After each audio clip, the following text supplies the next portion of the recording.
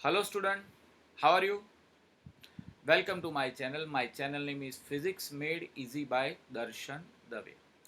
तो मैं हूँ दोस्तों दर्शन सर और आज हम देखने जा रहे हैं चैप्टर नंबर 2 का सबसे लास्ट लेक्चर।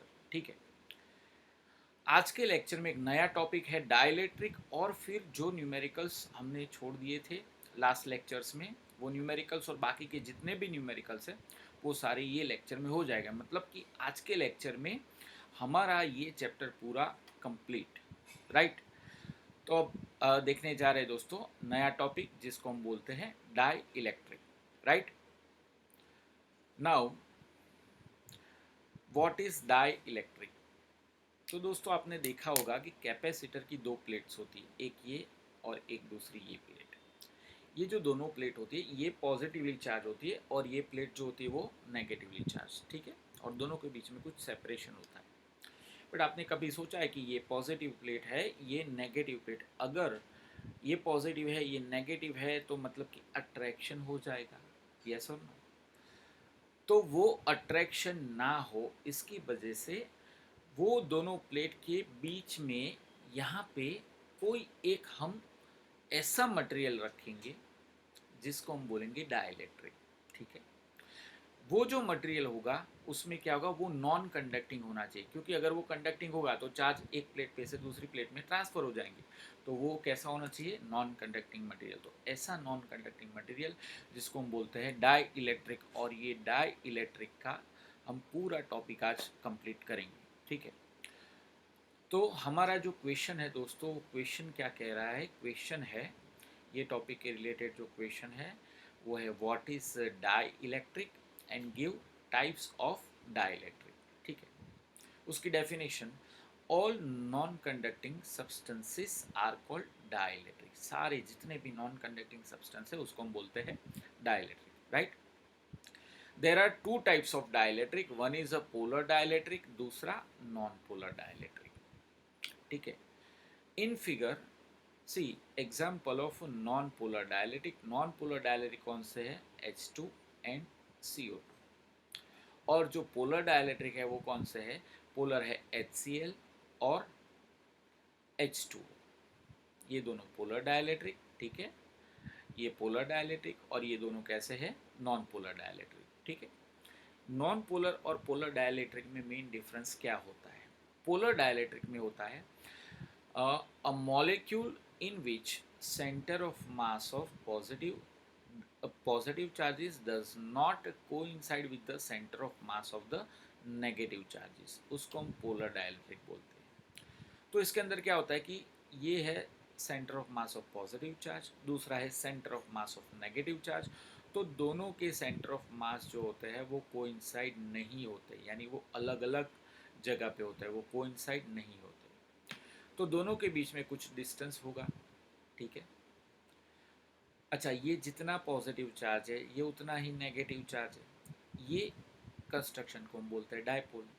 याद करो इलेक्ट्रिक डायपोल चैप्टर 1 में आता था ना। इलेक्ट्रिक डायपोल मतलब a system made by two electrical charges which are equal, which are unlike and separated by finite distance. तो यहाँ पे कुछ ऐसा ही देखो हो रहा है कि ये पॉजिटिव चार्ज है, ये नेगेटिव चार्ज है, दोनों के बीच में कुछ डिस्टेंस है। ये डिस्टेंस को मैं ले लूँ सपोज 2a, तो इसका कुछ डायपोल मोमेंट आपको मिलेगा, dipole moment P is equal to 2a into Q. मतलब हमेशा पोलर डायलेक्ट्रिक में पॉजिटिव एंड नेगेटिव के जो सेंटर ऑफ मास है ऑलरेडी सेपरेटेड होते हैं, तो हमेशा वो दोनों के बीच में कुछ डिस्टेंस बना रहता है, ठीक है। तो because of that distance it has permanent dipole moment, because permanent distance होगा, दोनों के बीच में जो सेपरेशन होगा वो परमानेंट होगा, तो it has permanent dipole moment. तो पोलर डायलेक्ट्रिक में जो डायपोल मोमेंट कैसा होता है, परमानेंट, राइट। अब हम बात करते हैं दोस्तों non polar dielectric. Non polar में क्या होता है कि centre of mass of positive charge and centre of mass of negative charges are coinciding.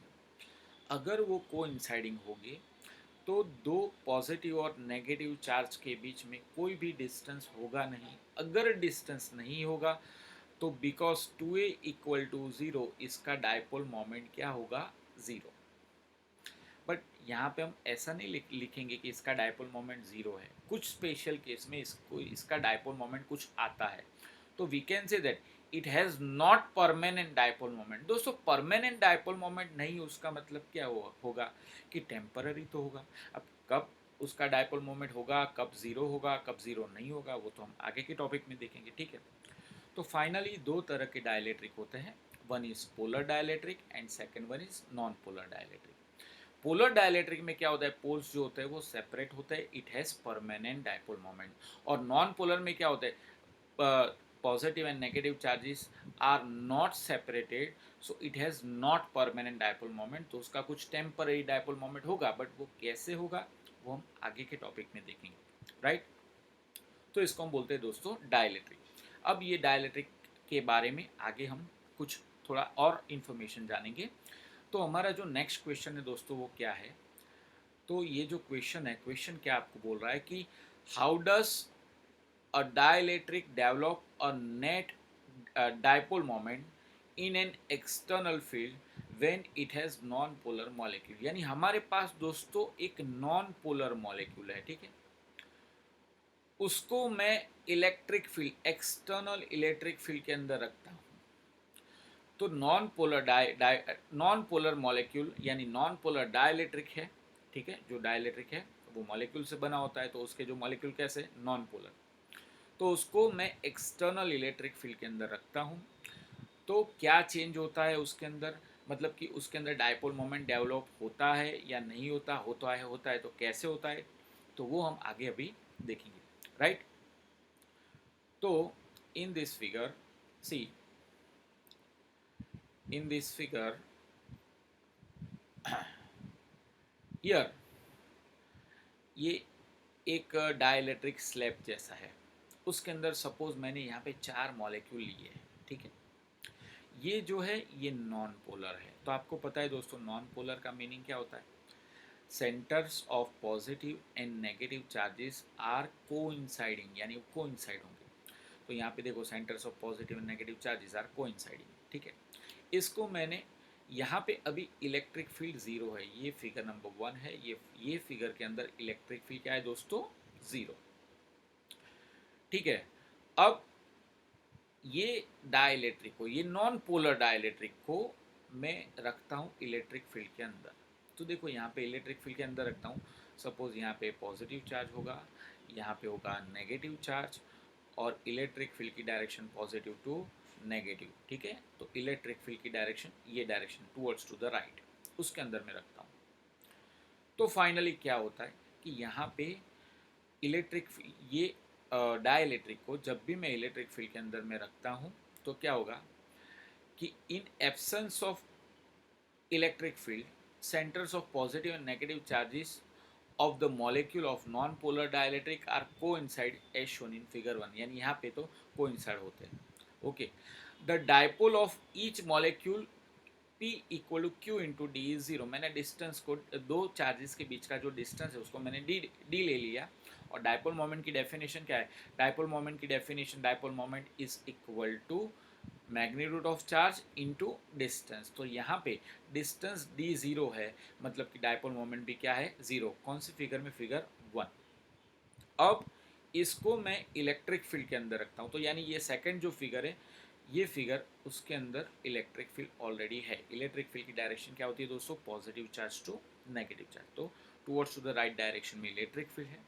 Now in presence of external electric field E zero, the centers of positive charges are experience force, and due to this force they displace in the direction of external electric field। यानी जो positive charge है, तो positive charge के ऊपर external electric field की direction में force लगेगा, और जो नेगेटिव चार्जेस है उसमें एक्सटर्नल इलेक्ट्रिक फील्ड की ऑपोजिट डायरेक्शन में फोर्स लगेगा, ठीक है। तो नेगेटिव चार्जेस ये साइड आ गए और पॉजिटिव चार्जेस ये साइड चले गए। Positive charges are moving towards to right, negative charges moving towards to the left. But ये जो मॉलिक्यूल है उसके अंदर, ये मॉलिक्यूल मतलब टूटता नहीं है, ये मॉलिक्यूल में क्या होता है, पहले क्या होता है, ये मॉलिक्यूल में positive and negative charges they are on the same point, now they are quite separated. यानी देखो यहाँ पे दोनों का सेपरेशन हो गया, यानी अब जो पहले मॉलिक्यूल आपको ऐसा दिखता था, अब मॉलिक्यूल आपको ऐसा दिखने लगेगा कि यहाँ पे ये पॉजिटिव और ये नेगेटिव, और ये जो है दोस्तों ये क्या है, इलेक्ट्रिक फील्ड। यानी पॉजिटिव चार्जेस को फोर्स लगेगा in the direction of field और नेगेटिव चार्जेस को फोर्स लगेगा अपोजिट टू द फील्ड। तो due to this force, due to this electric field, charges experience force and charges are quite separated. अब दोनों के बीच में देखो कुछ ना कुछ डिस्टेंस प्रोड्यूस हुआ। अब ये डिस्टेंस के कारण, पहले डायपोल मोमेंट क्यों जीरो था, तो डायपोल मोमेंट जीरो इसीलिए था बिकॉज यहाँ पे डिस्टेंस था जीरो। बट अब डिस्टेंस जीरो नहीं होगा तो इसका कुछ ना कुछ डायपोल मोमेंट आपको मिलेगा। ठीक है, तो dipole moment is not equal to zero. तो देखते हैं कि here when this dielectric is placed in the electric field, so positive charges are displaced in the direction of external field, while centers of negative charges are displaced opposite to the external electric field. The displacement of charges stop when the force exerted on them by the external field is balanced by the restoring force due to the internal fields in the molecule.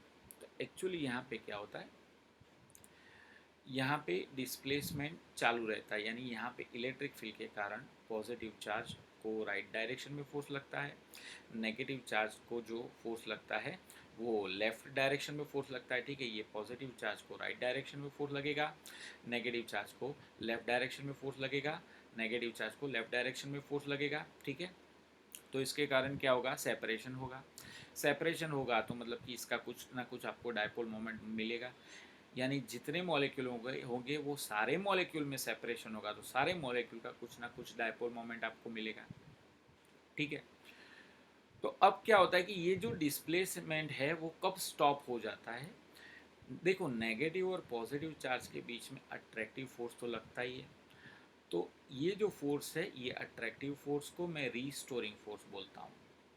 क्या बोलता हूँ, restoring force. तो यहाँ पे actually क्या होता है, due to electric field dipole के ऊपर फोर्स लगेगा, मॉलिक्यूल के ऊपर फोर्स लगेगा, मतलब कि जो पॉजिटिव होगा उसको फोर्स लगेगा वो इलेक्ट्रिक फील्ड की डायरेक्शन में, और नेगेटिव चार्ज को फोर्स लगेगा इलेक्ट्रिक फील्ड की ऑपोजिट डायरेक्शन में। तो धीरे धीरे धीरे धीरे दोनों का सेपरेशन होता जाएगा। ये सेपरेशन यानी ये डिस्प्लेसमेंट कब स्टॉप होगा, जब ये एक्सटर्नल इलेक्ट्रिक फील्ड का फोर्स और ये रिस्टोरिंग फोर्स दोनों इक्वल बैलेंस हो जाएंगे, तब ये जो ये जो डिस्प्लेसमेंट है वो डिस्प्लेसमेंट स्टॉप हो जाएगा। Right, this induce the dipole moment in each molecule, यानी हर एक मॉलिक्यूल में सेपरेशन होगा, हर एक मॉलिक्यूल में नेगेटिव पॉजिटिव सेपरेट होगा, यानी हर एक मॉलिक्यूल का खुद कुछ अपना डायपोल मोमेंट होगा। ठीक है, here net dipole moment is in the direction of external electric field. वो कैसे मैं आपको बताऊं, देखो यहाँ पे electric field towards to the right direction, yes और नो, तो इलेक्ट्रिक फील्ड ये डायरेक्शन में है, और मॉलिक्यूल की सिचुएशन ऐसी है कि यहाँ पे पॉजिटिव, यहाँ पे नेगेटिव। ऑलवेज डायपोल मोमेंट की डायरेक्शन चैप्टर 1 में आती थी, डायपोल मोमेंट की direction from negative charge to positive charge, तो यहाँ पे ये डायरेक्शन में डायपोल मोमेंट होगा। तो डायपोल मोमेंट कौन सी डायरेक्शन में, जो डायरेक्शन में इलेक्ट्रिक फील्ड है वही डायरेक्शन में डायपोल मोमेंट। तो देखते हैं, नेगेटिव टू पॉजिटिव यानी ये पी की डायरेक्शन, नेगेटिव टू पॉजिटिव ये डायपोल मोमेंट की डायरेक्शन, नेगेटिव टू पॉजिटिव ये डायपोल मोमेंट की डायरेक्शन, नेगेटिव टू पॉजिटिव ये डायपोल मोमेंट की डायरेक्शन। राइट, तो यहाँ पे ये पॉइंट में बोला गया है कि this induce the dipole moment in each molecule, yes or no, and here net dipole moment is in the direction of external field। अब ये जो प्रोसेस हुई दोस्तों इसको हम बोलते हैं पोलराइजेशन।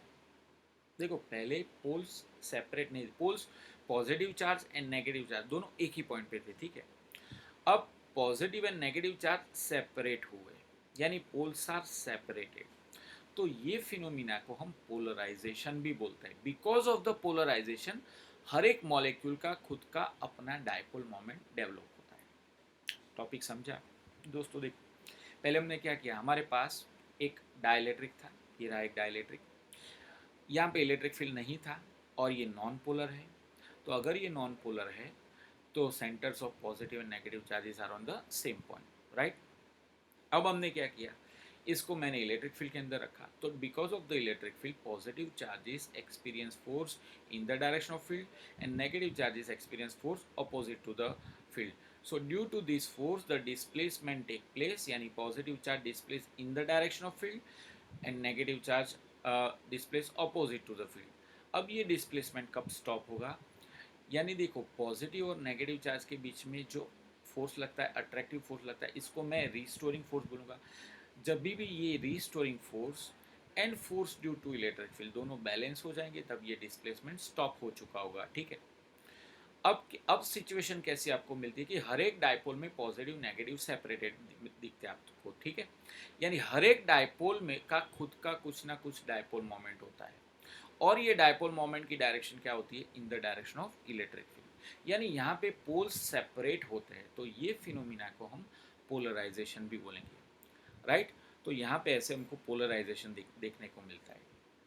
अब हम देखते हैं पोलर डाइलेक्ट्रिक को इलेक्ट्रिक फील्ड के अंदर रखते हैं तो क्या होता है, यानी पोलर डाइलेक्ट्रिक का पोलराइजेशन कैसे होता है. ये एक इंटरेस्टिंग सब्जेक्ट है. क्यों? क्योंकि ऑलरेडी जो पोलर डाइलेक्ट्रिक होता है तो उसमें ऑलरेडी पोल्स आर सेपरेटेड, तो अब उसको इलेक्ट्रिक फील्ड के अंदर रखते हैं तो क्या होता है, तो ये हम देखते हैं आगे. तो क्वेश्चन है दोस्तों, how does a dielectric develop a net dipole moment in an external electric field when it has polar molecule. यानी अब जो मॉलिक्यूल है वो कैसा मॉलिक्यूल है दोस्तों, polar molecule. The molecules of a polar dielectric has a permanent dipole moment. We know that it has permanent dipole moment because positive and negative charges are already separated. In absence of any electric field, the dipole moment of the different molecules are randomly oriented. यानी जो dipole moment है वो randomly oriented, मतलब यानी ये figure अगर हम देखें तो यहाँ पे देखो ये dipole moment negative to positive ये डायरेक्शन, ये dipole moment negative to positive ये डायरेक्शन, ये dipole moment negative to positive ये डायरेक्शन, ये dipole moment negative to positive ये डायरेक्शन. मतलब हर एक के डायपोल मोमेंट रैंडम डायरेक्शन में, कोई स्पेसिफिक डायरेक्शन में नहीं है. और आपको पता है कि जब भी रैंडम डायरेक्शन के सारे वेक्टर्स को जैसे ही हम ऐड करते हैं तो फाइनली उसका आंसर क्या आता है, 0. ठीक है. यानी यहाँ पे एक्चुअली एग्जैक्टली क्या होता है कि here in absence of external electric field, the dipole moment of different molecules are randomly oriented so that net dipole moment is 0. यानी dipole moment कैसा हो जाता है, 0. When external electric field is applied, the dipole moments of different molecules tend to align with the field. यानी जैसे ही ये पूरे dielectric slab को मैं इलेक्ट्रिक फील्ड के अंदर रखता हूँ, यानी यहाँ पे कुछ इलेक्ट्रिक फील्ड है, यहाँ पे ये पॉजिटिव चार्ज और यहाँ पे कौन सा चार्ज, नेगेटिव चार्ज, यानी इलेक्ट्रिक फील्ड की direction towards to the right, ये रहा इलेक्ट्रिक फील्ड. जब भी मैं इसके अंदर रखता हूँ तो already they are separated, positive and negative charge के सेंटर ऑलरेडी सेपरेट तो है ही दोस्तों. तो अब उसको मैं इलेक्ट्रिक फील्ड के अंदर रखता हूँ तो एक्चुअली क्या होता है, इलेक्ट्रिक फील्ड के अंदर रखता हूँ तो अब they are tend to align in the direction of electric field. यानी देखो पॉजिटिव टू नेगेटिव ये डायरेक्शन हुई, सॉरी नेगेटिव टू पॉजिटिव ये डायरेक्शन, नेगेटिव टू पॉजिटिव ये डायरेक्शन, नेगेटिव टू पॉजिटिव ये डायरेक्शन, नेगेटिव टू पॉजिटिव ये direction, ये सबके डायपोल और ये इलेक्ट्रिक फील्ड की डायरेक्शन. यानी now all the polar molecules now align in the direction of electric field. यहाँ पे ऐसे पोलराइजेशन होता है. देखो नॉन पोलर में क्या होता है, पोल्स पहले सेपरेट नहीं थे, इलेक्ट्रिक फील्ड के अंदर रखे पोल्स सेपरेट हो गए. और पोलर में क्या होता है कि पोल्स ऑलरेडी सेपरेटेड है, बट पहले क्या था, जब इलेक्ट्रिक फील्ड नहीं था तो सबके डायपोल मोमेंट रैंडम डायरेक्शन, कोई यहाँ कोई ऊपर कोई नीचे, कोई ये साइड कोई ये साइड. अब उसको हम इलेक्ट्रिक फील्ड के अंदर रखते हैं. जैसे हम उसको इलेक्ट्रिक फील्ड के अंदर रखते हैं तो क्या होता है, सबके डायपोल मोमेंट सेम ही डायरेक्शन में अलाइन होते हैं, तो सबके डायपोल मोमेंट एक ही डायरेक्शन में यानी राइट डायरेक्शन में. ठीक है. This polarization depends upon relative value of opposing energy. यानी यहाँ पे ऐसे मॉलिक्यूल की दो तरह की एनर्जी होती है तो इनका अलाइनमेंट ये दो एनर्जी पे डिपेंड करता है. सबसे पहली एनर्जी कौन सी, potential energy of dipole in an external field which tends to align the dipole with the field. यानी एक जो एनर्जी होती है वो होती है पोटेंशियल एनर्जी. जो पोटेंशियल एनर्जी क्या करती है, पोटेंशियल एनर्जी ये सारे डायपोल को इलेक्ट्रिक फील्ड में अलाइन करती है. ठीक है. मजबूर करती है कि सारे डायपोल इलेक्ट्रिक फील्ड की डायरेक्शन में स्टेडी हो जाओ, पोटेंशियल एनर्जी। और दूसरी एनर्जी दोस्तों क्या होती है, दूसरी एनर्जी होती है उसको हम बोलते हैं थर्मल एनर्जी। थर्मल एनर्जी यानी इसको हम काइनेटिक एनर्जी भी बोलेंगे। तो thermal energy of the dipole which tend to randomize the alignment of the dipole, यानी वो डायपोल के अलाइनमेंट को रेंडमाइज करने का ट्राई करती है। तो सोचो, दो energy, kinetic energy, thermal energy मतलब पोटेंशियल। काइनेटिक एनर्जी क्या बोलती है, पोटेंशियल एनर्जी, और दूसरी एक पोटेंशियल एनर्जी, दूसरी काइनेटिक यानी थर्मल एनर्जी। पोटेंशियल एनर्जी क्या करती है, सारे डायपोल को इलेक्ट्रिक फील्ड की डायरेक्शन में अलाइन करने का ट्राई करती है। और दूसरी एनर्जी कौन सी, थर्मल यानी रैंडम। थर्मल एनर्जी क्या करती है, काइनेटिक एनर्जी, वो सारे डायपोल को रैंडमली अरेंज करने का ट्राई करती है। यानी ये दो एनर्जी पे अलाइनमेंट डिपेंड करता है। अगर पोटेंशियल एनर्जी ज़्यादा होगी तो सारे डायपोल इलेक्ट्रिक फील्ड की डायरेक्शन में अलाइन होने का ट्राई करेंगे, ठीक है। और अगर थर्मल एनर्जी ज़्यादा होगी तो सारे डायपोल रैंडमाइज होने का ट्राई करेंगे। तो यानी पोटेंशियल एनर्जी ज़्यादा है तो all the dipoles are aligning in the direction of field, और काइनेटिक एनर्जी ज़्यादा है तो all the dipoles are become random, are arrange in the random direction, right. तो यानी ये दो एनर्जी पे ये अलाइनमेंट डिपेंड करता है। Thus when the dipole is polar या नॉन पोलर, यानी अभी हमने देखा, पहले आगे का क्वेश्चन देखा नॉन पोलर, फिर अभी जो क्वेश्चन देखा वो पोलर के लिए। Thus when the dipole is polar और non polar, dielectric develop net dipole moment in presence of external electric field, यानी जब भी उसको इलेक्ट्रिक फील्ड के अंदर रखते हैं तो कुछ ना कुछ डायपोल मोमेंट उसके अंदर जनरेट होता ही है, चाहे वो पोलर हो या नॉन पोलर। पोलर में तो ऑलरेडी था, बट नॉन पोलर का डायपोल मोमेंट जीरो था, बट जैसे उसको इलेक्ट्रिक फील्ड के अंदर रखा तो उसका कुछ डायपोल मोमेंट जनरेट हुआ। The dipole moment per unit volume is called polarization, और पोलराइजेशन डेंसिटी भी बोलते हैं इसको। Dipole moment per unit is called polarization. अब ये जो डायपोल मोमेंट है किस पे डिपेंड करता है, तो दोस्तों ये डायपोल मोमेंट जो होता है ये इलेक्ट्रिक फील्ड पे डिपेंड करता है। किस पे डिपेंड करता है, इलेक्ट्रिक फील्ड, यानी उसको कितने इलेक्ट्रिक फील्ड के अंदर रखा है। अगर इलेक्ट्रिक फील्ड ज़्यादा होगा तो ये पोलराइजेशन भी ज़्यादा होगा, इलेक्ट्रिक फील्ड कम होगा, पोलराइजेशन भी कम होगी। तो P और E का रिलेशन हम ऐसे लिख सकते हैं, P equal to constant epsilon 0 chi E into E, where chi E is known as electric susceptibility of dielectric medium. उसमें काई E वो एक कांस्टेंट है, वो कांस्टेंट को हम बोलते हैं electric susceptibility of that medium, ठीक है। तो it is a property of a medium. तो यानी हमने अभी देखा कि पोलर डाइलेक्ट्रिक होता है या नॉन पोलर डाइलेक्ट्रिक, उसको इलेक्ट्रिक फील्ड के अंदर रखते हैं तो पोलराइजेशन होता है। कैसे पोलराइजेशन होता है, नॉन पोलर में ऐसा होता है कि पोल्स सेपरेट होते हैं, और पोलर में क्या होता है कि सारे सारे मॉलिक्यूल इलेक्ट्रिक फील्ड की डायरेक्शन में अलाइन होने का ट्राई करते हैं, राइट। अब आगे का टॉपिक क्या है दोस्तों, explain why the polarization of dielectric reduce the electric field inside the dielectric. अब इलेक्ट्रिक फील्ड रिड्यूस करता है, ये जो पोलराइजेशन प्रोसेस होती है ना, तो वो polarization process electric field reduce करती है। अब वो इलेक्ट्रिक फील्ड का रिडक्शन कैसे होता है, तो वो ध्यान से वो हम समझते हैं। ध्यान से देखो दोस्तों, यहाँ पे consider a rectangular glass slab is placed in a uniform electric field E0, यानी ये एक स्लैब है, ये रहा एक स्लैब, ठीक है। Rectangular glass slab placed in a uniform electric field E0, इसको मैंने electric field E0 electric field के अंदर रखा है। तो मैंने इलेक्ट्रिक फील्ड दोस्तों कैसे डेवलप किया कि यहाँ पे कैपेसिटर की दो प्लेट में एक यहाँ पे पॉजिटिव चार्ज है, यहाँ पे नेगेटिव चार्ज, तो इलेक्ट्रिक फील्ड की डायरेक्शन क्या होगी, from positive charge to negative charge. तो यानी कैपेसिटर की दो प्लेट के बीच में जो इलेक्ट्रिक फील्ड होगा वो इलेक्ट्रिक फील्ड यूनिफॉर्म होगा।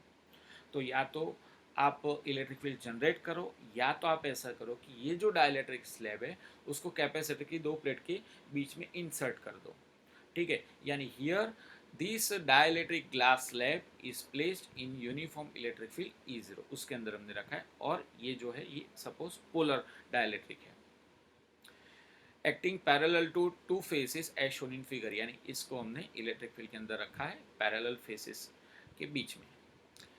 It's molecular dipole are aligning themselves in the direction of electric field E0। तो हमने आगे देखा कि अगर पोलर है तो पोलर डाइलेक्ट्रिक को इलेक्ट्रिक फील्ड के अंदर रखेंगे तो क्या होगा कि पोलर डाइलेक्ट्रिक के मॉलिक्यूल्स इलेक्ट्रिक फील्ड की डायरेक्शन में अलाइन हो जाएंगे। तो यानी इसको हम पोलराइजेशन बोलते हैं। तो यानी its molecular dipole are aligning themselves in the direction of electric field, right?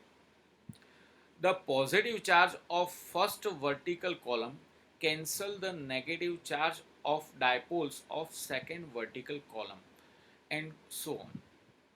देखो, ये वर्टिकल कॉलम है, ठीक है, इसका ये रहा पॉजिटिव चार्ज, एग्जैक्टली उसके बाजू में क्या है, नेगेटिव चार्ज, ठीक है। तो यानी ये पॉजिटिव चार्ज, ये और ये नेगेटिव चार्ज, तो पॉजिटिव चार्ज की इफेक्ट कौन कैंसिल करेगा, negative charge. Similarly second vertical column की बात करें तो ये पॉजिटिव चार्ज है, एग्जैक्टली उसके बाजू में क्या है, नेगेटिव, तो ये पॉजिटिव की इफेक्ट कौन कैंसिल करेगा, नेगेटिव। तो ऐसा आगे होता ही रहता है, ठीक है। तो हमने यहाँ पे इतना स्लैब बताया, तो ये पॉजिटिव चार्ज, ये नेगेटिव चार्ज की इफेक्ट कैंसिल करेगा।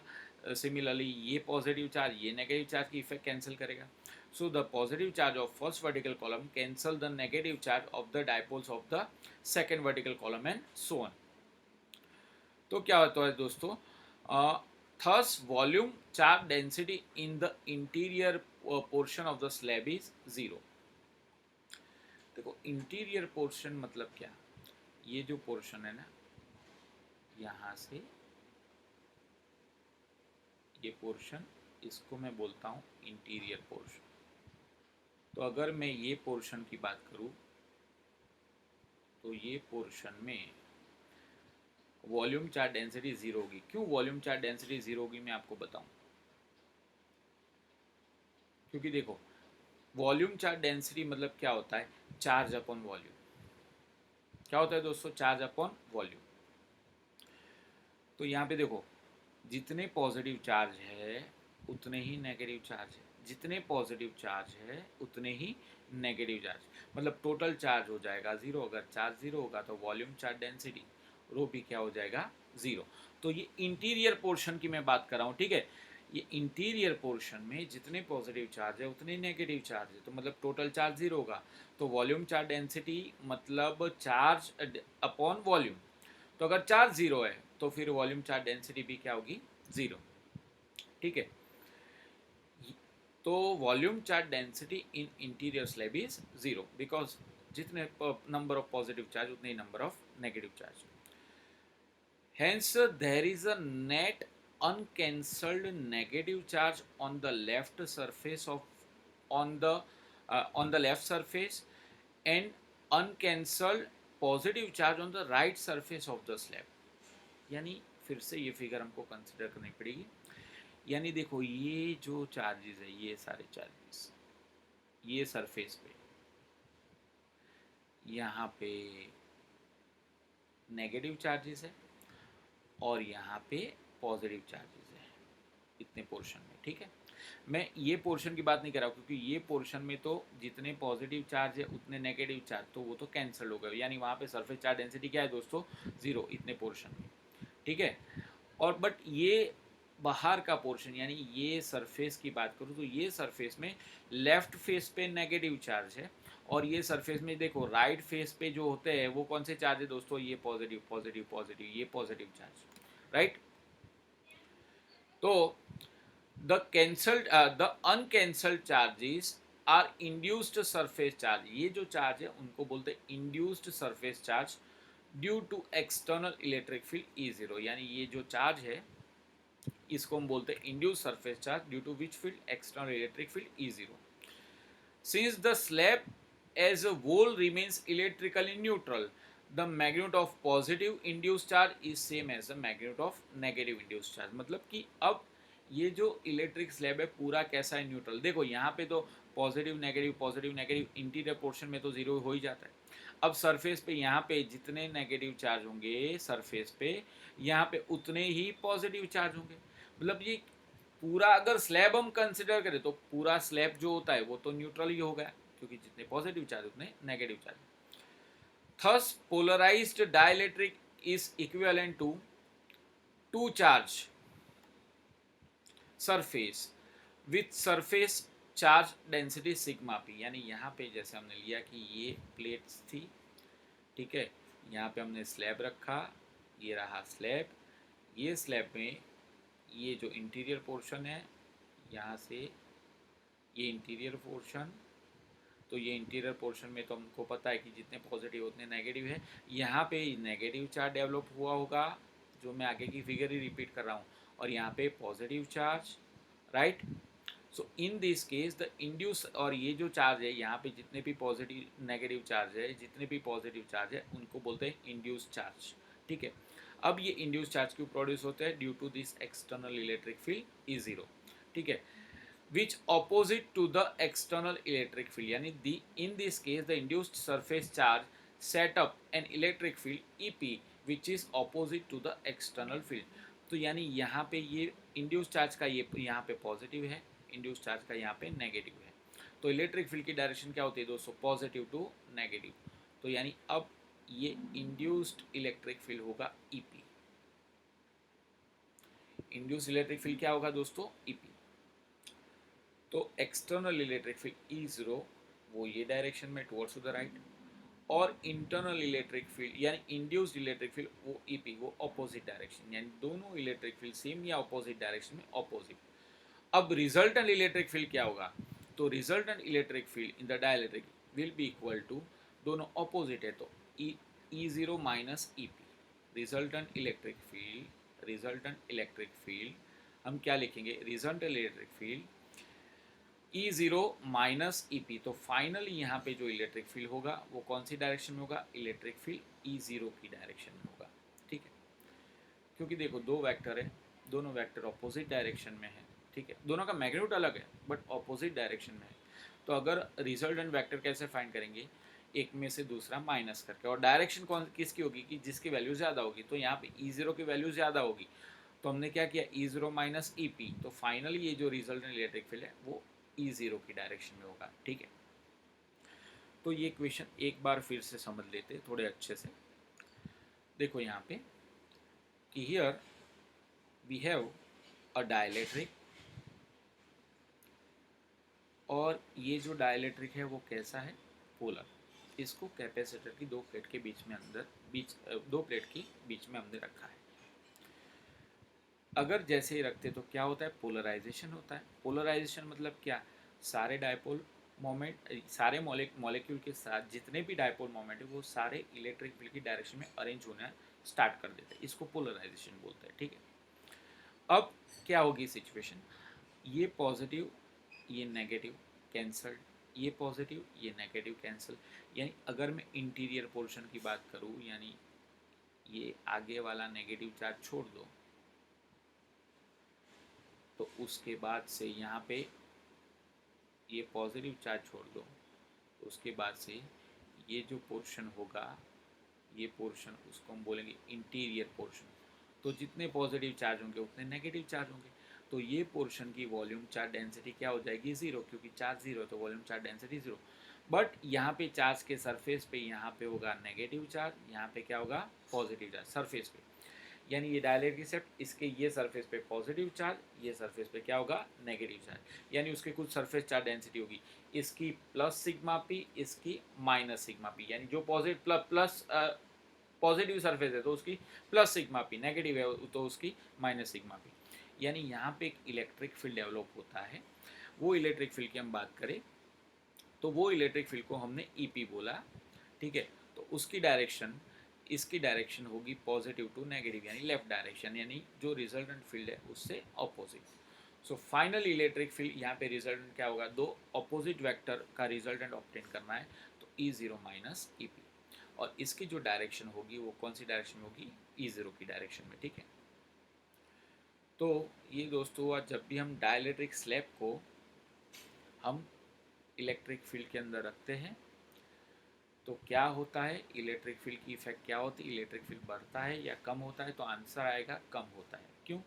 क्योंकि जैसे ही डाइलेक्ट्रिक फील्ड को रखते हैं अंदर के पोर्शन का की जो टोटल चार्ज होते हैं वो तो ज़ीरो हो जाते हैं, बट जो डाइलेक्ट्रिक के ये एक सरफेस पे पॉजिटिव चार्ज, दूसरे सरफेस पे नेगेटिव चार्ज, और वो जो इलेक्ट्रिक फील्ड डेवलप करते हैं उसको हम ईपी बोलते हैं, उसको इंड्यूस इलेक्ट्रिक फील्ड बोलते हैं, और वो इलेक्ट्रिक फील्ड एक्सटर्नल फील्ड से अपोजिट होता है। तो फाइनली इलेक्ट्रिक फील्ड जो होगा वो रिड्यूस होता है, ठीक है। तो डाइलेक्ट्रिक फील्ड को इलेक्ट्रिक फील्ड के अंदर रखते हैं तो रिजल्टेंट इलेक्ट्रिक फील्ड रिड्यूस होता है। ये हमारा कंक्लूजन, ये पूरे क्वेश्चन के आंसर का ये कंक्लूजन है, ठीक है। नाउ नेक्स्ट क्वेश्चन है, छोटा सा क्वेश्चन है, define polarization density, how it is related to induce surface charge density, ठीक है। द इंड्यूस, देखो definition, the induce dipole moment per unit volume of dielectric when it is placed in external electric field is called polarization density. Once again, induced dipole moment per unit volume, कब, जब उसको हम electric field के अंदर रखते हैं, तब induced dipole moment per unit volume, उसको हम बोलते हैं पोलराइजेशन डेंसिटी। किसको हम रखते हैं? डाइलेक्ट्रिक को। डाइलेक्ट्रिक को जब भी हम इलेक्ट्रिक फील्ड के अंदर रखते हैं तब इंड्यूस्ड डाइपोल मोमेंट प्रोड्यूस होता है। तो induced dipole moment per unit volume is called polarization density. तो suppose we have a dielectric slab, उसका एरिया है A और थिकनेस है D, acquires a surface charge density plus और माइनस सिग्मा। तो हम जानते हैं कि ये डाइलेक्ट्रिक स्लैब है, तो यहाँ पे सरफेस पे नेगेटिव चार्ज होंगे, यहाँ पे ये सरफेस पे क्या होगा? Positive charge, right. तो यहाँ पे कुछ इलेक्ट्रिक फील्ड डेवलप होगा। इसकी जो थिकनेस है उसको हमने D बोल दिया, और यहाँ पे surface charge density minus sigma P, यहाँ पे surface charge density plus sigma P, ठीक है। तो suppose a dielectric slab of area A and thickness acquires a surface charge density plus or minus sigma p, and two faces acquire charge plus qp and minus qp, यानी यहाँ पे charge है suppose plus minus qp, यहाँ पे charge है plus qp। तो according to surface charge density sigma P का answer क्या आया? qp upon a, because surface charge density हम जानते हैं डेफिनेशन, सरफेस चार्ज डेंसिटी मतलब क्या होता है? Charge upon surface area. ये किसकी डेफिनेशन? सरफेस चार्ज डेंसिटी की। तो surface charge density sigma P equal to charge Q P upon area E, right. So we can consider whole dielectric as a large dipole having dipole moment qp and distance is d, यानी यहाँ पे ये dielectric slab है, यहाँ पे minus Q charge है, यहाँ पे प्लस क्यू चार्ज है, राइट। यहाँ पे माइनस क्यू पी चार्ज है, यहाँ पे प्लस क्यू पी चार्ज है। तो यानी ये पूरे डायलेक्ट्रिक स्लैब को एक बड़ा सा डायपोल मोमेंट हम सपोज कंसिडर करते हैं, ठीक है। तो यानी यहाँ पे ये डायलेक्ट्रिक स्लैब की जो थिकनेस है वो है D, मतलब कि यानी ये नेगेटिव चार्ज, ये पॉजिटिव चार्ज के बीच का सेपरेशन हमने बोल दिया D। तो according to the definition of dipole moment P equal to 2a into Q, separation 2a equal to हमने रखा D, राइट, और चार्ज मैंने ले लिया QP, ओके। अब according to our definition the dipole moment per unit volume is called polarization density. Polarization density P equal to ऊपर dipole moment और नीचे वॉल्यूम ऑफ डाइलेक्ट्रिक। तो डायपोल मोमेंट कितना है दोस्तों? QP into D. We know the dipole moment मतलब product of charge and separation, तो QP into D upon volume of the dielectric area into D, A for area, D for thickness. तो P equal to ये D cancel हो गए, QP upon A, but we know that QP upon A charge upon area, उसको हम बोलते हैं surface charge density. तो QP upon A is equal to sigma. So here polarization density is nothing but it is sigma P। Sigma P को हम बोलते हैं induce surface charge density. Thus the polarization density may be defined as induced पर induce charge induce per unit area, मतलब कि surface charge density, right. तो ये एक छोटा सा क्वेश्चन था। अब हम नेक्स्ट क्वेश्चन देखने वाले दोस्तों, discuss the effect of dielectric on the capacitor. ये बहुत ही मोस्ट टाइम पे क्वेश्चन होने वाला है दोस्तों। ये जैसे LQ वाला क्वेश्चन कि अगर लॉन्ग क्वेश्चन आंसर हो, ठीक है, तो ये क्वेश्चन आ सकता है। अब ये क्वेश्चन देखने से पहले कुछ चीज़ें मैं आपको रिवाइज करवा दूं कि P को हम बोलते हैं पोलराइजेशन डेंसिटी, उसको हम डायरेक्टली सिग्मा P से रिप्लेस कर दे सकते हैं। ये सिग्मा की P को हम बोलते हैं surface induce surface charge density, और एक इक्वेशन हमने आगे लिखा था कि P equal to epsilon zero chi E into E, right. तो एक ये इक्वेशन का भी हम यूज़ करेंगे। तो discuss the effect of dielectric on a capacitor. तो आप जानते हो दोस्तों कि पैरेलल प्लेट कैपेसिटर होता है, ठीक है। उसका कुछ चार्ज होता है, उसका कैपेसिटर होता है, उसका दोनों प्लेट का कुछ पोटेंशियल डिफरेंस होता है और इलेक्ट्रिक फील्ड होता है।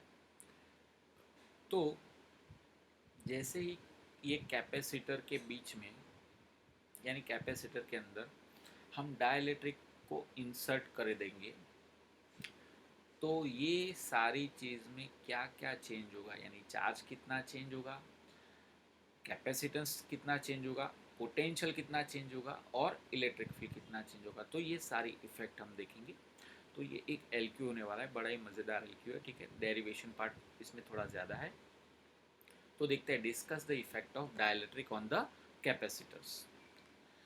तो consider a parallel plate capacitor with two large plates each of area A and separation D. यानी कैपेसिटर है, इसका एरिया दो प्लेट से बना है, ये एक इसका एरिया है ए और सेपरेशन है डी, ठीक है।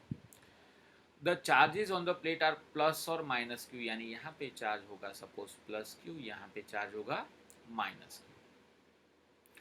And here surface charge density sigma equal to charge upon area, यानी प्लेट के ऊपर, फिर से दोस्तों सिग्मा पी की बात नहीं कर रहा हूँ, प्लेट के ऊपर जो चार्ज है, प्लेट का कुछ एरिया है और उसके ऊपर चार्ज है, तो उसकी सरफेस चार्ज डेंसिटी क्या है, sigma equal to Q upon A, ठीक है।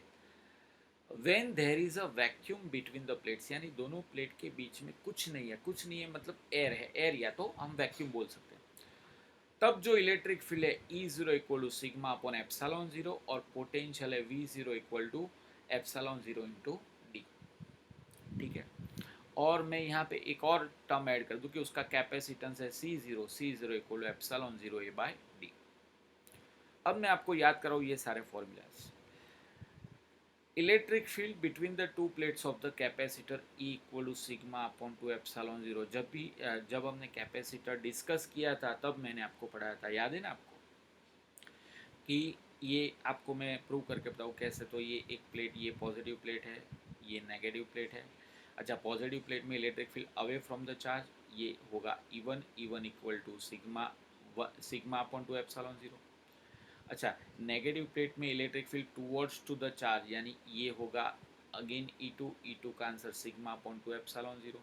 तो फाइनली E इक्वल टू आप E1 प्लस E2 करोगे तो sigma upon two epsilon zero plus sigma upon two epsilon zero, तो फाइनली आएगा to sigma upon two epsilon zero. तो two two cancel हो जाएगा, सिग्मा अपॉन एप्सिलॉन जीरो। तो it is called electric field, right. तो दो plate के बीच में इलेक्ट्रिक फील्ड कितना होता है, तो it is a sigma upon epsilon zero, right. यहाँ पे पोटेंशियल डिफरेंस का फॉर्मूला आप जानते हो, V equal to E into D, तो V zero equal to E zero into D.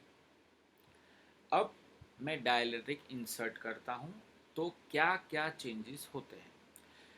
Consider a region between the plates is fully occupied by a dielectric material। fully occupied का meaning क्या हुआ, देखो दो plate के बीच का area है कैपिटल ए, सेपरेशन है डी।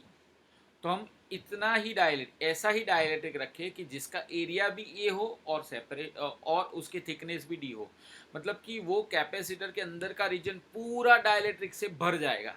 यस और नो, हम वो केस की बात कर रहे हैं। न्यूमेरिकल्स में अलग अलग केस होंगे। हम न्यूमेरिकल में क्या होगा कि सपोज प्लेट के अंदर दो कैपेसिटर की दो प्लेट के अंदर हमने डायलेक्ट्रिक रखा है, बट उसकी लेंथ आधी है, उसकी थिकनेस है डी से कम है, सपोज D/2 या D/4 है। तो वो सब केस की बात नहीं कर रहा हूँ मैं, यहाँ पे कौन से केस की बात कर रहा हूँ, कैपेसिटर के अंदर का पूरा एरिया उसको हमने डायलेक्ट्रिक से भर दिया, ठीक है। The dielectric is polarized by external electric field. जैसे ही डाइलेक्ट्रिक को इलेक्ट्रिक फील्ड के अंदर रखते हैं तो डाइलेक्ट्रिक पोलराइज होता है। तो आप जानते हो कि पोलर डाइलेक्ट्रिक को रखते हैं तो क्या होता है कि all the molecules are arrange themselves in the direction of electric field. तो इलेक्ट्रिक फील्ड की डायरेक्शन में अरेंज होना स्टार्ट कर देंगे. Now in this case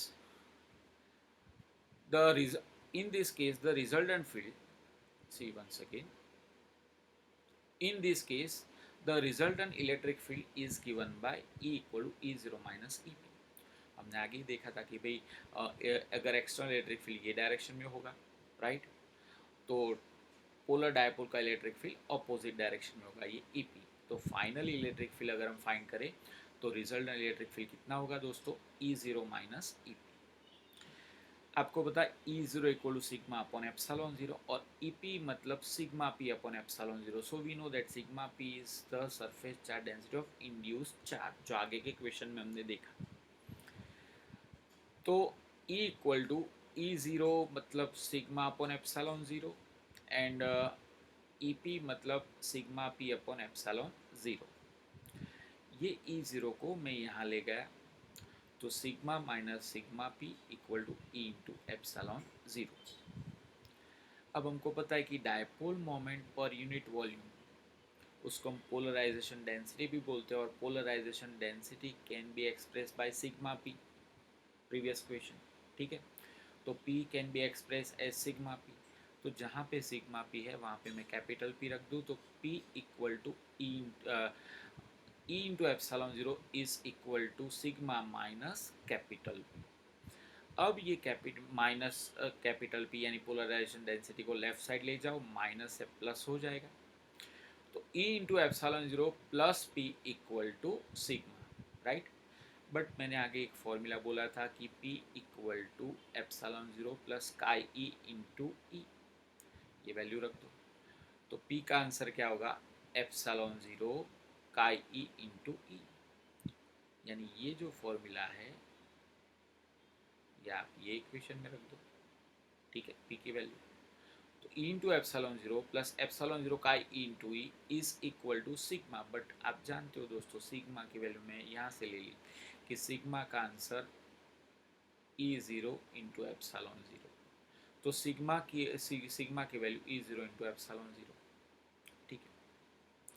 तो देखो फिर से LHS में E into epsilon 0 plus P की जगह पे epsilon 0 sigma chi E into E is equal to sigma की जगह पे E0 एप्सिलॉन 0. ये कैसे आया, क्योंकि यहाँ पे ये फॉर्मूला पे E0 का answer sigma by epsilon 0, therefore sigma equal to E0 into epsilon 0. यहाँ पे एप्सिलॉन 0 को हमने कॉमन ले लिया, E0 को कॉमन ले लिया, E को कॉमन ले लिया, एप्सिलॉन 0 को कॉमन ले लिया. तो एप्सिलॉन 0 सामने कैंसिल हो जाएंगे, तो बचेगा क्या, E into 1 plus chi E plus E0. 1 plus chi E को हम बोलते हैं dielectric constant. 1 plus chi E equal to capital K और capital K is called dielectric constant, right. तो यहाँ पे अगर मैं कैपिटल K की वैल्यू प्लेस करूँ तो फाइनली क्या होगा, E इंटू, देखो आगे फॉर्मूला क्या था, E into 1 plus chi E equal to E0, ठीक है. तो 1 प्लस काई E की जगह पे मैंने क्या रिप्लेस किया, कैपिटल K. तो E into K equal to E0, so E equal to E0 by K. So electric field पहले था इनिशियली E0 था, अब कितना होगा, E0 by K, where K is dielectric constant, और K को हम एप्सिलॉन बाय एप्सिलॉन 0 भी बोलते हैं, मतलब ratio of permittivity of medium upon permittivity of vacuum, right. Here electric field in the capacitor reduced by factor 1 by K, by factor K. यानी यहाँ पे इलेक्ट्रिक फील्ड रिड्यूस हो जाता है, ठीक है, by factor K, not 1 by K, by factor K, right. तो electric field कितना रिड्यूस होता है, तो E equal to E0 upon K. यानी सोचो कि अगर इलेक्ट्रिक फील्ड स्टार्टिंग में 20 था और उसके कैपेसिटर की दो प्लेट में जो इलेक्ट्रिक फील्ड था दोस्तों वो सपोज था 20. अब वो कैपेसिटर के अंदर मैंने एक डाइलेक्ट्रिक रखा है और डाइलेक्ट्रिक कांस्टेंट है सपोज 2. तो अब इलेक्ट्रिक फील्ड कितना हो गया, E0 बाई K मतलब 20/2, मतलब इलेक्ट्रिक फील्ड कितना हो गया, 10, राइट. तो इलेक्ट्रिक फील्ड यहाँ पे दोस्तों रिड्यूस हुआ. अब इसके बाद कैपेसिटेंस की बारी कि कैपेसिटेंस का फॉर्मूला हमने लिखा है एप्सिलॉन 0 ए बाई डी, जब भी दो प्लेट के बीच में वैक्यूम है, कुछ नहीं और कुछ नहीं है। अब उसके भी कैपेसिटर की दोनों प्लेट के अंदर मैं डाइलेक्ट्रिक मीडियम रखता हूँ, तो जब भी मैं डाइलेक्ट्रिक मीडियम रखूंगा तो यहाँ पे क्या चेंज होगा, कैपेसिटर चेंज हो जाएगा। C0 की जगह पे मैं C ले लूँ, एरिया तो सेम है, डिस्टेंस भी सेम है, मगर यहाँ पे परमिटिविटी ऑफ वैक्यूम है, ठीक है। ये एप्सिलॉन 0 परमिटिविटी ऑफ वैक्यूम है, उसके यहाँ पे एप्सिलॉन आ जाएगा परमिटिविटी ऑफ मीडियम।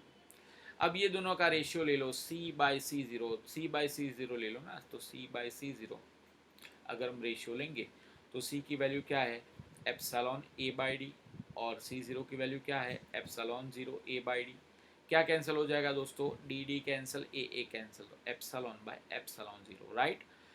तो epsilon by epsilon 0, but we know that epsilon by epsilon 0 is equal to capital K. Capital K को हम बोलते हैं dielectric constant. So finally C का आंसर आएगा C0 इंटू के, यानी कैपेसिटर कैपेसिटेंस जो होता है वो के टाइम्स हो जाता है, यानी कोई भी कैपेसिटर के अंदर डाइलेक्ट्रिक रखते हैं तो उसका कैपेसिटर क्या हो जाता है, के टाइम्स, राइट। अब पोटेंशियल डिफरेंस की बात करते हैं दोस्तों, तो इनिशियली पोटेंशियल डिफरेंस था V0 equal to E0 into D. अब जैसे हमने डाइलेक्ट्रिक फील्ड रखा तो इलेक्ट्रिक फील्ड जो है वो E0 बाई के हो गया था, डिस्टेंस तो सेम ही है, तो electric V equal to E0 by K, E की जगह पे E0 बाई के अपॉन इंटू डी, यानी E0 into D, E0 into D यानी वो तो हमने बोला था V0, तो फाइनली V का आंसर होगा V0 बाई के। तो इतने चेंज होते हैं, क्या क्या चेंज होते हैं मैं आपको बता दूं कि जो इलेक्ट्रिक फील्ड है वो E0 बाई के जितना हो जाता है, यानी it is decrease by factor की। कैपेसिटर जो होता है वो हो जाता है C0 इंटू के, यानी कैपेसिटर के टाइम्स हो जाता है। और यहाँ पे जो पोटेंशियल है it is also decreases by factor के। तीन चेंज होते हैं। तो ये पूरा टॉपिक अच्छे से हम फिर से देखेंगे, क्योंकि ये मेरे हिसाब से बहुत ही अच्छा LQ है, एग्ज़ाम में आने वाला है, ठीक है। चलो हम बात करते हैं, पहले से हम फिर से इसको करते हैं कि discuss effect of dielectric in the capacitor. तो कैपेसिटर हमारे पास है एक पैरेलल प्लेट कैपेसिटर है, ठीक है, और पैरेलल प्लेट कैपेसिटर का जो एरिया है वो है A और सेपरेशन है D। दोनों प्लेट के ऊपर चार्ज है प्लस और माइनस क्यू, एक के ऊपर प्लस क्यू, दूसरे के ऊपर माइनस क्यू, और उसकी सरफेस चार्ज डेंसिटी है Q/A। जब भी वैक्यूम होगा, दोनों प्लेट के बीच में क्या होगा, वैक्यूम होगा, तब इलेक्ट्रिक फील्ड होगा E0 equal to sigma by epsilon 0, और पोटेंशियल होगा V0 equal to E0 into D. अब मैं फुल फील्ड यानी वो जो रीजन है कैपेसिटर की दो प्लेट के बीच का, उसके अंदर मैं डाइलेक्ट्रिक मटेरियल रख देता हूँ। तो डाइलेक्ट्रिक मटेरियल रखने के बाद क्या होगा कि डाइलेक्ट्रिक फील्ड के अंदर पोलराइजेशन होगा तो डाइलेक्ट्रिक का खुद का कुछ इलेक्ट्रिक फील्ड होगा, और वो electric field external electric field के ऑपोजिट डायरेक्शन में होगा। तो फाइनली जो इलेक्ट्रिक फील्ड होगा E equal to E0 minus EP। E equal E0 मतलब sigma upon epsilon 0 minus EP मतलब सिग्मा P बाय एप्सिलॉन 0, क्योंकि इलेक्ट्रिक फील्ड के अंदर टोटल कैपेसिटर के अंदर टोटल इलेक्ट्रिक फील्ड होता है सिग्मा बाय एप्सिलॉन 0, और इंड्यूस्ड चार्ज का इलेक्ट्रिक फील्ड है sigma P by epsilon 0। Minus क्यों आया, क्योंकि ये ऑपोजिट होता है एक्सटर्नल फील्ड के, हमने आगे के क्वेश्चन में देखा है। ये एप्सिलॉन 0 यहाँ पे मल्टीप्लाई हो गया, ठीक है। अब सिग्मा P को हमने P बोल दिया, वो P को हम बोलते हैं पोलराइजेशन डेंसिटी। तो ये P को मैं ये साइड ले जाता हूँ, प्लस हो जाएगा दोस्तों। अब यहाँ पे मैं P की वैल्यू भी रिप्लेस करता हूँ और सिग्मा की। P की वैल्यू में क्या लेता हूँ, एप्सिलॉन 0 का E इंटू ई, और सिग्मा की वैल्यू क्या लेता हूँ, E0 इंटू एप्सिलॉन 0। तो वैल्यू हमने सारी रख दी यहाँ पे। तो जब भी हमने वैल्यू रख दी तो यहाँ पे क्या कॉमन निकला दोस्तों, E इंटू E0 कॉमन निकला। तो 1 प्लस का E equal to E0 into epsilon 0, epsilon 0 cancel हो जाएगा। 1 प्लस का E को हम बोलते हैं दोस्तों के को हम बोलते हैं डाई इलेक्ट्रिक कॉन्स्टेंट। तो E into K equal to क्या होगा दोस्तों, E into K equal to हो जाएगा ई ज़ीरो, इलेक्ट्रिक फील्ड होगा ई ज़ीरो बाय के। वैसे ही कैपेसिटर सी, अगर दो प्लेट के बीच में वैक्यूम है तो कैपेसिटर क्या, कैपेसिटेंस क्या होगा, सी ज़ीरो का answer epsilon zero A by D. अगर दो प्लेट के बीच में मीडियम है तो सी का आंसर क्या होगा, epsilon A by D. Take the ratio from C to C zero, तो finally C by C zero यानी एप्सिलॉन बाय एप्सिलॉन ज़ीरो, इसको हम बोलते हैं के, राइट। सो सी का आंसर होगा सी ज़ीरो इंटू के। अब पोटेंशियल कैसे चेंज होगा, तो इनिशियली पोटेंशियल कितना था, पोटेंशियल डिफरेंस वी ज़ीरो मतलब ई ज़ीरो इंटू डी। जब भी हमने डायइलेक्ट्रिक फील्ड को इंसर्ट किया तो अब इलेक्ट्रिक फील्ड कितना हो गया दोस्तों, तो अब इलेक्ट्रिक फील्ड हो गया दोस्तों ई, अब इलेक्ट्रिक फील्ड हो गया ई ज़ीरो बाई के। तो यहाँ पे अब पोटेंशियल है ई इंटू डी, ई की जगह पे आप ई ज़ीरो बाई के रख दो, राइट। तो v is equal to E zero by K into D. E zero into D को हमने बोल दिया है दोस्तों वी ज़ीरो, तो फाइनली पोटेंशियल हो जाएगा वी ज़ीरो बाई के। मतलब तीन चेंज होते हैं, देखो चार चीज़ें, चार ऑप्शन मैं आपको देता हूँ। चार्ज सेम रहता है, उसमें कोई चेंज नहीं होता। इलेक्ट्रिक फील्ड जो होता है वो ई ज़ीरो बाई के, पहले ई ज़ीरो था तो ई ज़ीरो बाई के हो जाता है। कैपेसिटेंस पहले था सी ज़ीरो, तो अब के इंटू सी ज़ीरो हो जाता है, ठीक है। और पोटेंशियल कितना, पहले वी ज़ीरो था तो अब हो जाता है वी ज़ीरो बाई के।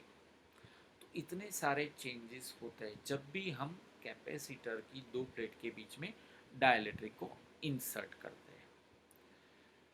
तो यहाँ तक हमारी chapter 2 NCERT book chapter 2 potential and capacitance की जितनी भी थियरी थी वो सारी थियरी हमने पढ़ ली।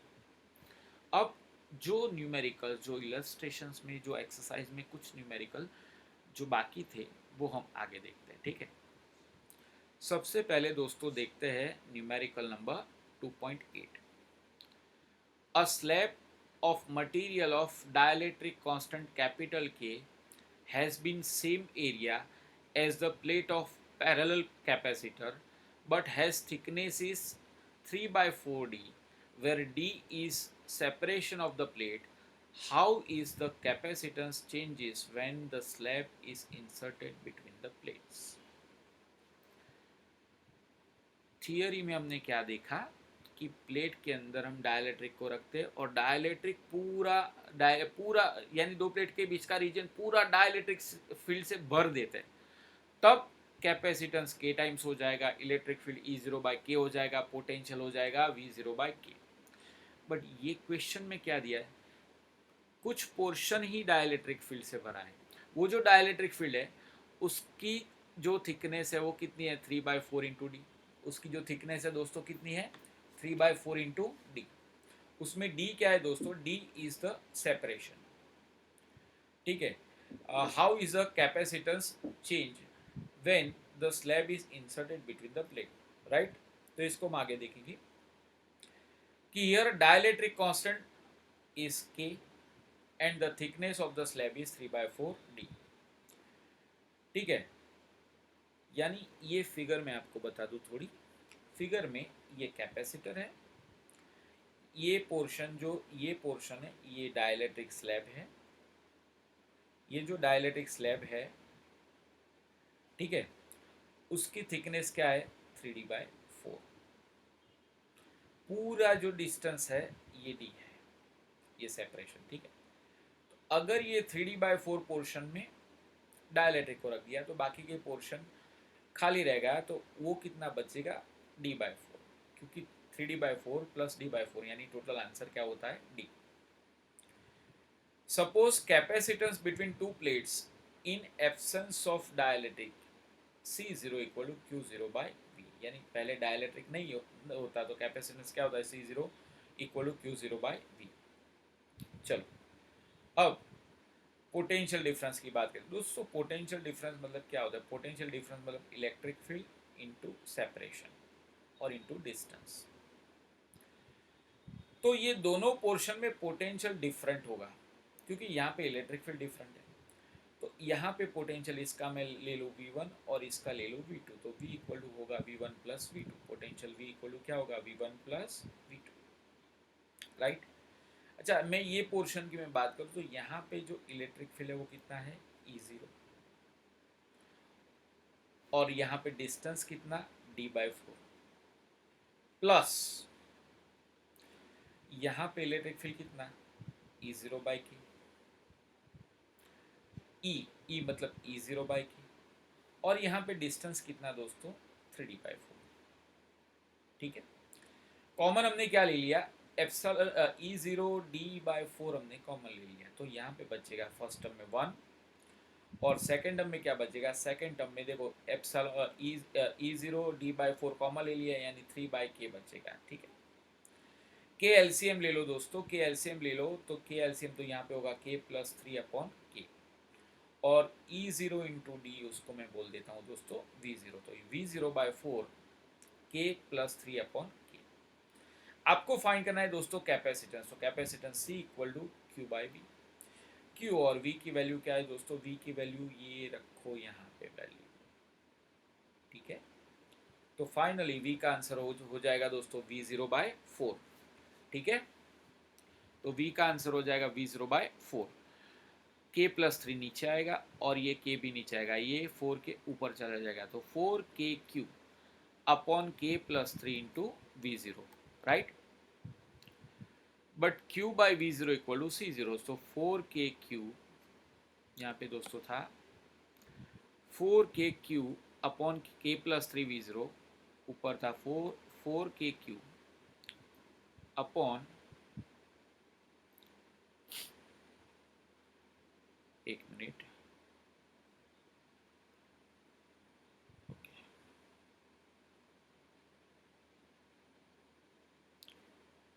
आगे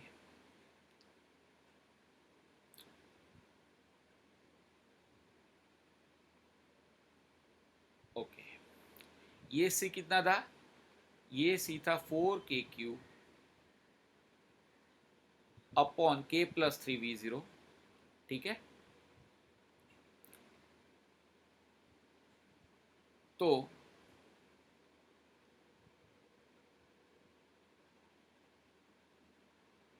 फोर के Q upon k + 3 V0।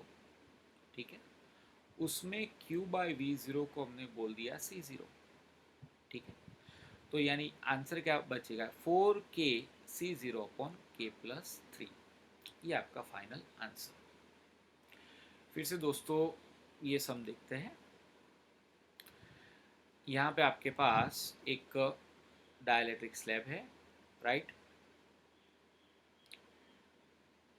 Okay, ये डाइलेक्ट्रिक स्लैब है, ये डाइलेक्ट्रिक स्लैब की थिकनेस क्या है 3d/4, उसको कैपेसिटर की दो प्लेट के अंदर रखते हैं। तो जहाँ पे स्लैब रखेंगे तो वहाँ पे इलेक्ट्रिक फील्ड कितना हो जाएगा E0/k, और जहाँ पे वैक्यूम है वहाँ पे इलेक्ट्रिक फील्ड E0। ये डिस्टेंस 3d/4 है, तो ये डिस्टेंस क्या होगा d/4, क्योंकि टोटल डिस्टेंस क्या है दोस्तों d। अब कैपेसिटेंस की बात करें तो कैपेसिटेंस C = Q/V, यानी C0 = Q0/V, ये हम फॉर्मूला में पता है, जब भी डाइलेक्ट्रिक नहीं है तो, बट यहाँ पे तो डाइलेक्ट्रिक है। अच्छा, यहाँ पे इलेक्ट्रिक फील्ड चेंज है, because of the change in electric field potential भी चेंज होगा। पोटेंशियल का फॉर्मूला होता है इलेक्ट्रिक फील्ड इनटू डिस्टेंस। तो अगर मैं ये पोर्शन की बात करूँ तो यहाँ पे इलेक्ट्रिक फील्ड है E0, डिस्टेंस है d/4, प्लस यहाँ पे इलेक्ट्रिक फील्ड क्या होगा E0/k, डिस्टेंस है 3d/4, तो E0/k 3d/4। E0 d/4 को हमने कॉमन ले लिया, तो 1 + 3/k, k को हमने एलसीएम ले लिया, और E0 इंटू डी को हमने बोल दिया V0, तो ये हुआ पोटेंशियल। अब C = Q/V, Q V की जगह पे V0/4 k + 3/k, तो 4 के ऊपर चला जाएगा, और Q/V0 की जगह पे हमने रख दिया दोस्तों C0। तो फाइनली हमारे पास जो आंसर है C = 4k/k + 3 इंटू C0। तो अब देखते हैं एक्सरसाइज में 2.3।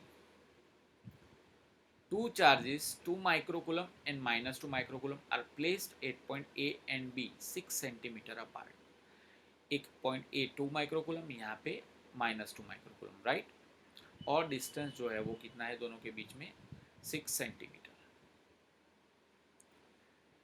Identify the equipotential surface.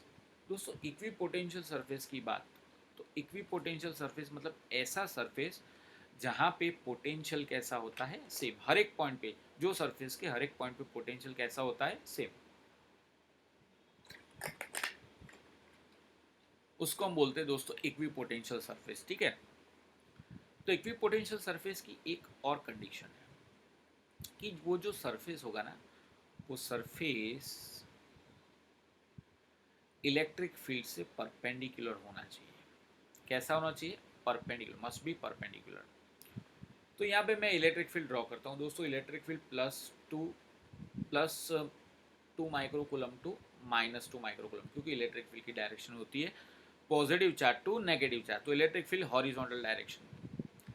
तो अगर इलेक्ट्रिक फील्ड हॉरिजॉन्टल डायरेक्शन में, तो सरफेस होगा उससे परपेंडिकुलर, राइट।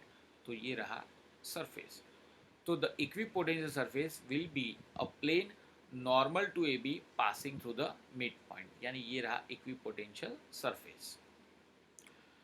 दूसरा क्वेश्चन है, what is the direction of electric field at every point on the surface. तो कोई भी सरफेस इक्विपोटेंशियल सरफेस हो, उसकी सबसे पहली कंडीशन क्या होती है कि पोटेंशियल सेम होना चाहिए। दूसरी कंडीशन कि वो सरफेस के हर एक पॉइंट पे इलेक्ट्रिक फील्ड जो होगा वो नॉर्मल होगा। तो इलेक्ट्रिक फील्ड की direction it is a normal from the surface, यानी सरफेस ऐसे है, ये रहा सरफेस, और इलेक्ट्रिक फील्ड उससे कैसा होगा? Normal from A to B. ये इलेक्ट्रिक फील्ड की direction, normal from A to B, right. Now 2.4 की बात करें, एक्सरसाइज में 2.4, a spherical conductor of radius 12 centimetre has a charge 1.6 into 10 raised to minus 7 coulomb distributed uniformly on its surface, यानी एक spherical conductor है, charge distributed uniformly on its surface, right। what is the electric field inside the sphere, यानी वो sphere के अंदर के portion में electric field क्या होगा। आउटसाइड द स्फीयर यानी जस्ट आउटसाइड, मतलब ऑन द सरफेस हम लेंगे, वहाँ पे इलेक्ट्रिक फील्ड कितना होगा।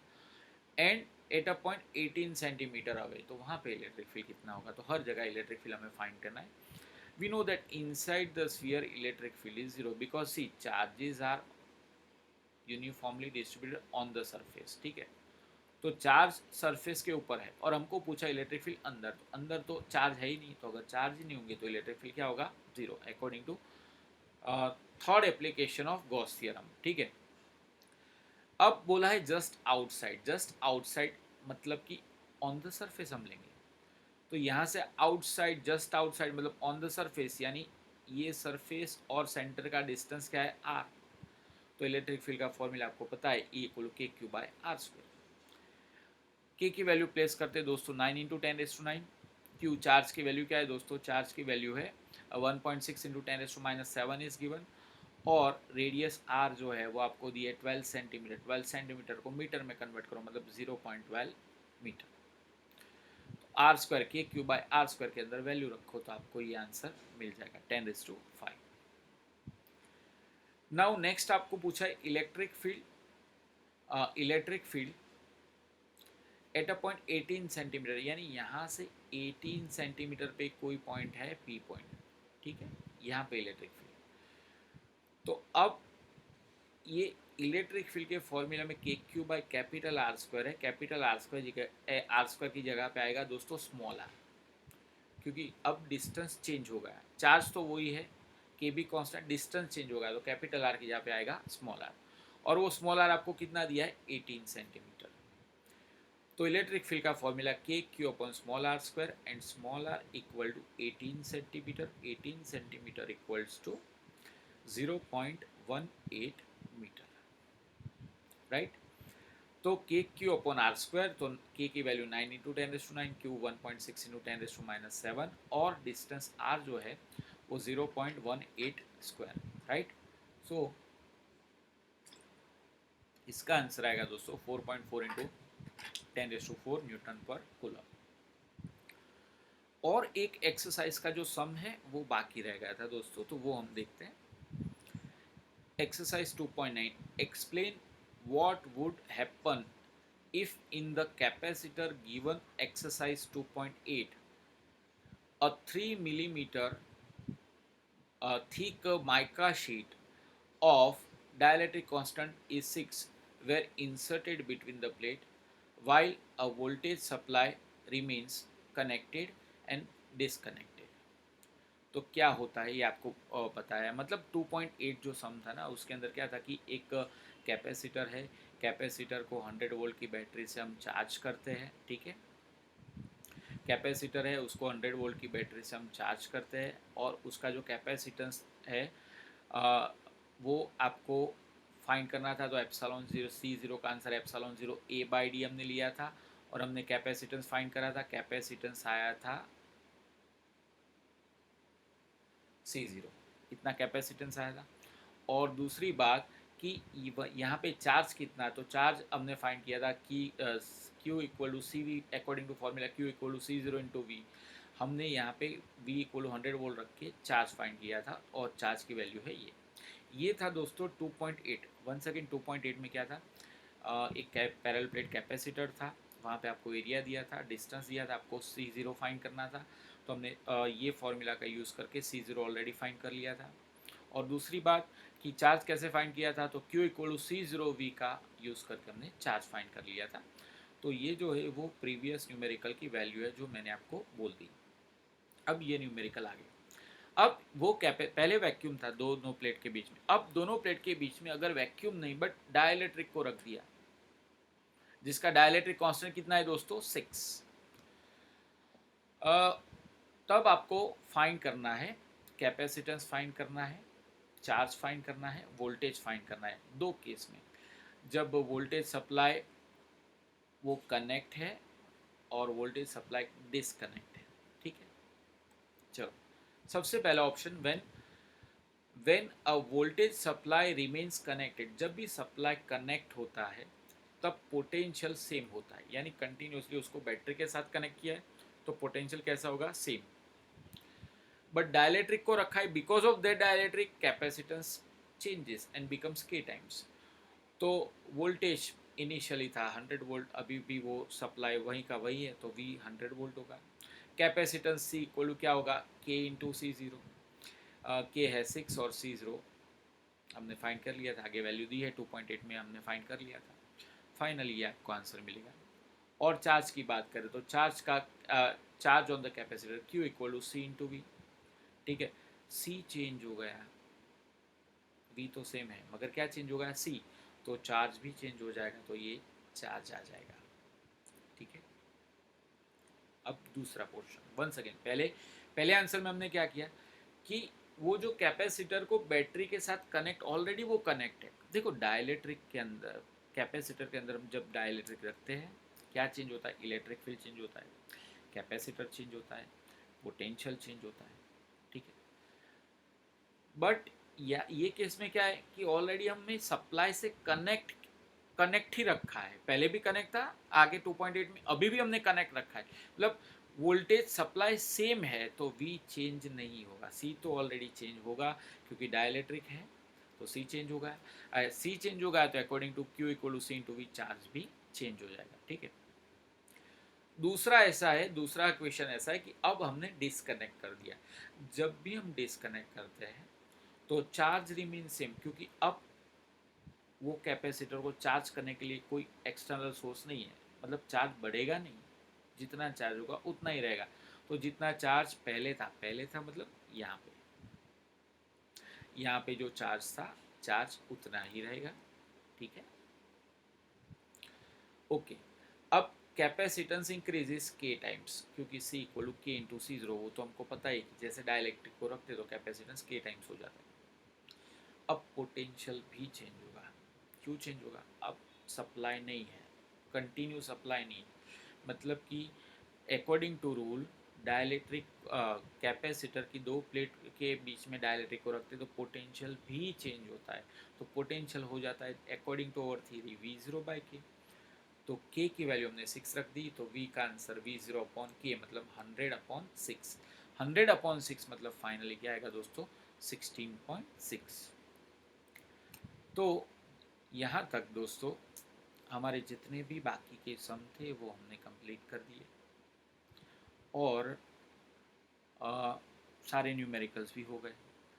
अब जो नेक्स्ट वीडियो होगा दोस्तों, तो नेक्स्ट वीडियो में हम आगे जाएंगे और हम नेक्स्ट वीडियो में चैप्टर नंबर 3 स्टार्ट करेंगे। ठीक है दोस्तों, तब तक के लिए बाय बाय। मिलते हैं दोस्तों नेक्स्ट लेक्चर में।